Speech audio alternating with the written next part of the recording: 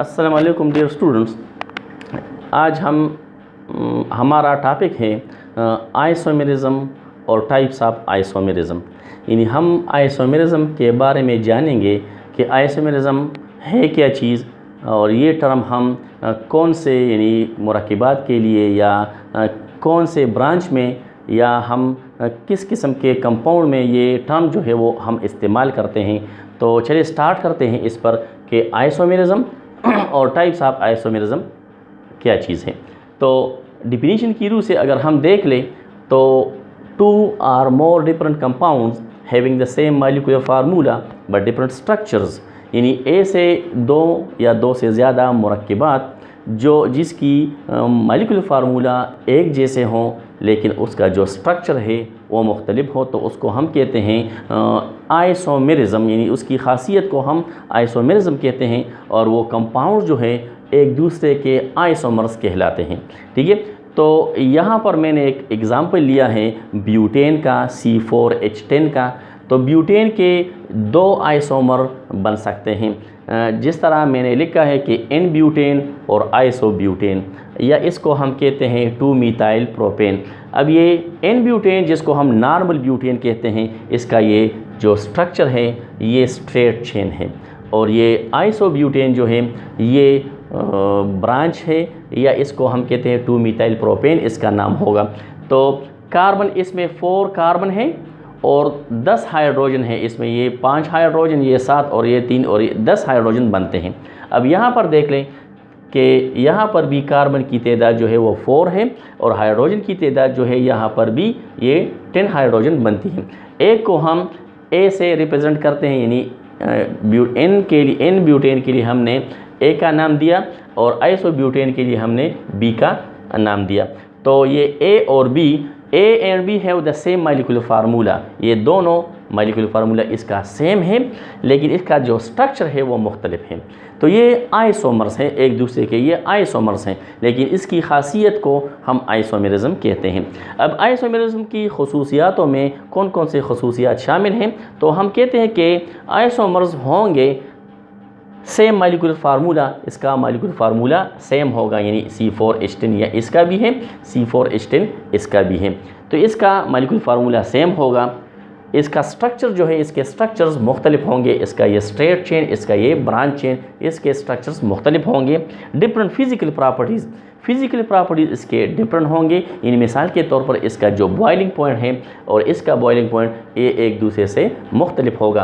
यानी straight chain alkane जो है, जिसको हम स्ट्रेट चेन कहते हैं ब्यूटेन को, तो इसका जो बॉइलिंग पॉइंट है वो ज़्यादा होगा और इसका बॉइलिंग पॉइंट कम होगा, क्योंकि इसकी जो यानी वांडरवाल फोर्सेस है वो ज़्यादा होगी, यहाँ पर वांडरवाल फोर्सेस कम होगी, तो उसकी ब्रेकिंग के लिए एनर्जी ज़्यादा दरकार हो सकती है और इसके लिए कम। तो इसकी जो फिज़िकल प्रॉपर्टीज़ हैं, मिसाल के तौर पर बॉइलिंग है, वो एक दूसरे से मुख्तलिफ होगी।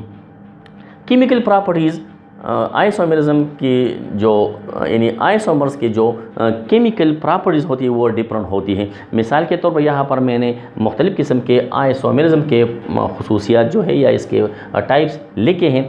आप ये देख लें कि इसके खसूसियात, मिसाल के तौर पर इसको देख ले, इस कंपाउंड को देख ले, इसको हम कहते हैं प्रोपनोन, इसको कहते हैं प्रोपिनोल। तो ये डिफरेंट कंपाउंड्स, तो डिफरेंट कंपाउंड्स के डिफरेंट केमिकल प्रॉपर्टीज़ भी हो सकते हैं। इस तरह इसको देख ले कि ये हम कहते हैं कि C4H12 एन पेंटेन और यहाँ पर आइसोपेंटेन या 2-मिथाइल पेंटेन हम कह सकते हैं। यहाँ पर देख ले तो ये अल्कोहल है, इथाइल अल्कोहल, और ये जो है ये डाईमिथाइल ईथर है। ये फंक्शनल ग्रुप के लिहाज से एक दूसरे से मुख्तलिफ है, इसके केमिकल प्रॉपर्टीज़ जो है वो मुख्तलिफ होंगे। तो यहाँ पर हम कह सकते हैं कि केमिकल प्रॉपर्टीज़ इसके मुख्तलिफ होंगे। अब आइसोमर्स जो है वो डिफरेंट नेम्स रखते हैं, तो दे हैविंग डिफरेंट नेम्स। इसका नेम होगा एन ब्यूटेन, इसका होगा आइसोब्यूटेन या 2-मिथाइल प्रोपेन। तो ये इसके नेम जो है ये मुख्तलिफ होंगे। अब हम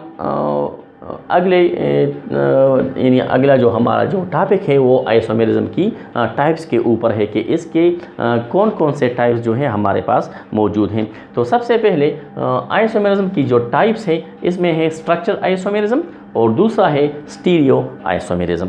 अब स्ट्रक्चर आइसोमेरिज्म ये मैंने लिखा है स्ट्रक्चर आइसोमेरिज्म की डिफिनीशन, यानी दो या दो से ज़्यादा ऐसे कंपाउंड, ऐसे मुरक्किबात जिसके स्ट्रक्चर्स यानी जिसका मॉलिक्यूलर फार्मूला एक जैसा हो लेकिन इसका जो स्ट्रक्चर है वो मुख्तलिफ हो, उसको हम कहते हैं स्ट्रक्चर आइसोमेरिज्म।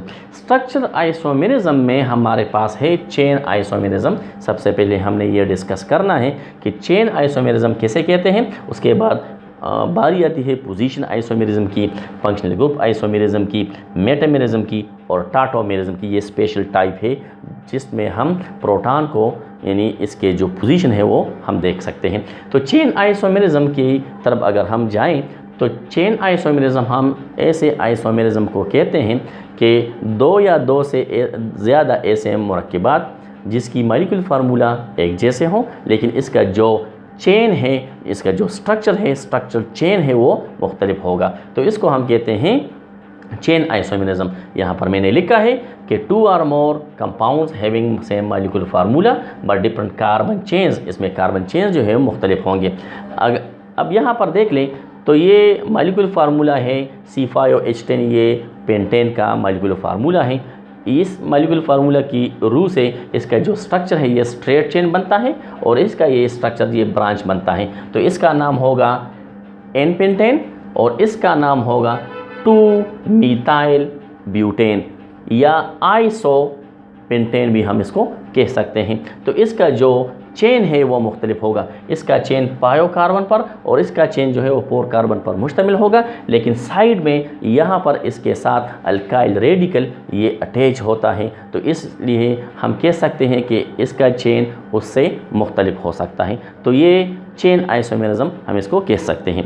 अब पोजीशन आइसोमेरिज्म की तरफ अगर हम जाएं तो पोजीशन आइसोमेरिज्म ऐसे आइसोमेरिज्म को कहते हैं कि इसमें दो या दो से ज़्यादा ऐसे कंपाउंड जिसके मॉलिक्यूलर फार्मूला एक जैसे होंगे लेकिन उसके जो अंदर पोजीशन है, फंक्शनल ग्रुप की जो पोजीशन है वो मुख्तलिफ होगी। मिसाल के तौर पर हम यहाँ पर देख सकते हैं कि ये ब्यूटीन है और ये भी ब्यूटीन है। अब यहाँ पर ब्यूटीन देख ले तो ये 1 और 2 के दरमियान ये डबल बॉन्ड बन जाता है, तो हम यहाँ पर कह सकते हैं कि इसको हम कहते हैं 1 ब्यूटीन। लेकिन यहाँ पर अगर हम देख ले तो यहाँ तक से या यहाँ से हम अगर इसको स्टार्ट कर लेते हैं तो 1 2, तो 2 पोजीशन पर ये डबल बॉन्ड मौजूद है और यहाँ पर अगर हम देख लें तो 1 2 यहाँ पर भी 2 पोजीशन इसकी यानी डबल बॉन्ड की बनती है। तो यहाँ पर जो फंक्शनल ग्रुप है यहाँ इस मॉलिक्यूल में तो ये डबल बॉन्ड है, तो डबल बॉन्ड की पोजीशन ये 1 और 2 के दरमियान और यहाँ पर 2 और 3 के दरमियान इसकी पोजीशन है, तो पोजीशन इसका डिफरेंट है। मॉलिक्यूलर फार्मूला तो द सेम है। अगर हम इसमें कार्बन हाइड्रोजन की तादाद देख लें तो कार्बन 1 2 3 4, इसमें कार्बन 4 और हाइड्रोजन की तादाद 3 5 6 7 8, इसमें 8 हाइड्रोजन है। यानी इसका हम मॉलिक्यूलर फार्मूला C4H8 हम लिख सकते हैं। ये C4H8 और ये भी C4H8 पर मुश्तमिल है, यानी 1 2 3 4 ये 4 कार्बन, ये 3 4 5 6 7 8 ये 8 हाइड्रोजन। तो इसका मॉलिक्यूलर फार्मूला तो द सेम है लेकिन इसकी जो स्ट्रक्चर है या पोजीशन जिसको हम कहते हैं कि डबल बॉन्ड की जो पोजीशन है वो डिफरेंट है, तो इसको हम कहते हैं पोजीशन आइसोमेरिज्म। अब यहाँ पर देख लें तो ये कार्बन हम कह सकते हैं इसको कि प्राइमरी कार्बन है, क्योंकि ये कार्बन दूसरे कार्बन से जुड़ा होता है। वो कार्बन जो एक ही कार्बन से जुड़ा होता है तो उसको हम कहते हैं प्राइमरी कार्बन।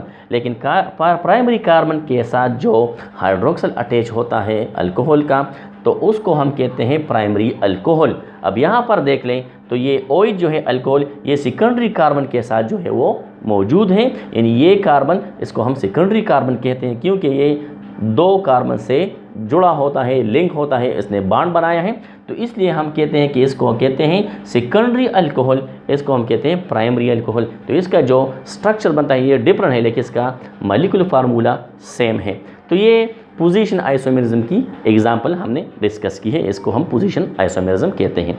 अब फंक्शनल ग्रुप आइसोमेरिज्म में हम देखते हैं कि ये भी 2 या 2 से ज़्यादा डिफरेंट कंपाउंड्स ये भी सेम मॉलिक्यूलर फार्मूला रखता है लेकिन इसमें फंक्शनल ग्रुप जो है वो मुख्तलिफ होगा।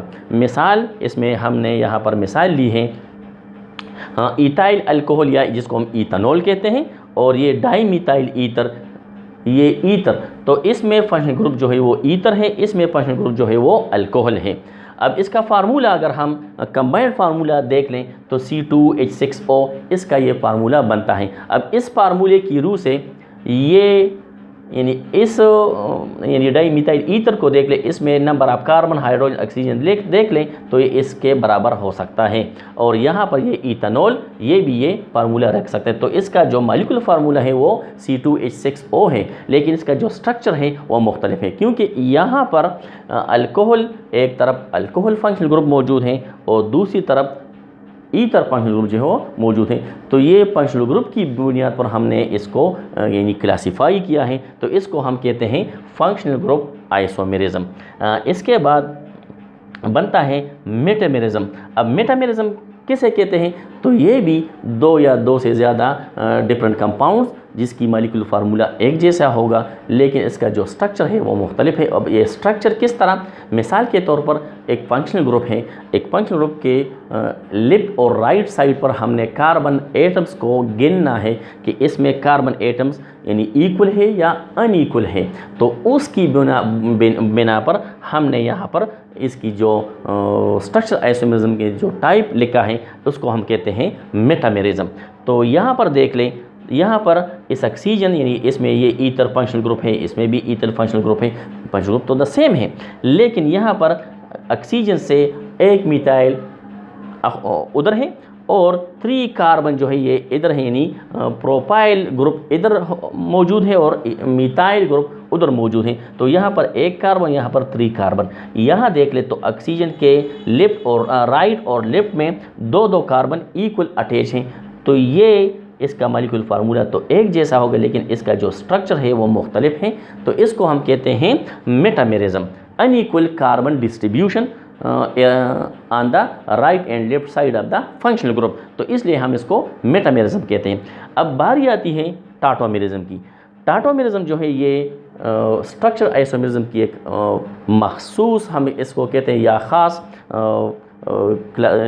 आइसोमेरिज्म है, जो हम कह सकते हैं कि पोजीशन ऑफ प्रोटॉन पर ये डिपेंड करता है कि आया हाइड्रोजन आयन को हम प्रोटॉन भी कहते हैं कि प्रोटॉन की पोजीशन आया कार्बन के साथ है, ऑक्सीजन के साथ है या कोई और एलिमेंट के साथ मौजूद है। मिसाल के तौर पर मैंने यहाँ पर लिखा है, यहाँ पर ये कार्बोनाइल कार्बन है, यहाँ पर ये अल्कोहल है, यहाँ पर ये सेकेंडरी के कार्बन के साथ ये अल्कोहल मौजूद है। तो यहाँ पर देख लें कि यहाँ पर CH3, यहाँ पर भी CH3। अब यहाँ पर ये CH2 से ये हाइड्रोजन निकल गया है और ऑक्सीजन के साथ मिल गया है, तो इसका ये डबल बॉन्ड ब्रेक हुआ और अल्कोहल बन गया।